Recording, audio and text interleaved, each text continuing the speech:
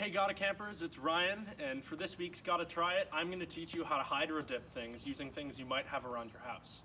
So what you're going to need for this is a big container of water. One of these plastic totes works really well, some spray paint, something to dip, and gloves. So what you're going to want to do is fill your container with water. If it's already filled, then great. And what you want to do is spray your spray paint right onto the water, and it'll float. And what you're going to do at the end is dip your object into the floating paint and it'll stick. So what you want to do is take your colors. It doesn't really matter what order you do them in. Just choose colors that you want and they'll show up. I'll start with this neon pink, just spraying it right onto the water. You can see it creates that nice film of paint.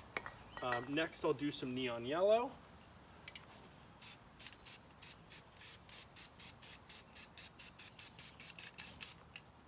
Next, it's nice to have bright colors contrasting with a little bit of black or gray to get a little bit of nice, that's not black, a nice little bit of black.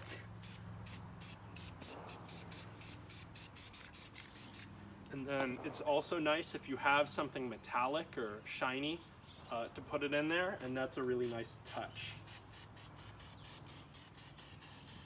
And then after you do that, after you add those sort of accents, you want to take your main colors and spray them back on top a little bit. So you get a little bit more of those main colors. And once you're done with that, you take your object. I'm using cardboard because it's easy to find, it's cheap, and it works pretty well. So what you want to do is take it and dip it straight in there, fully submerge it, and pull it right out. You're going to be left with something that looks like this.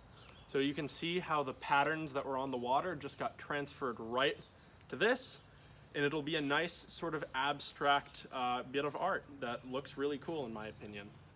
So I hope you enjoyed this tutorial on hydro dipping, and I hope you get some use out of it. It's a really fun thing to do. I'll see you next time.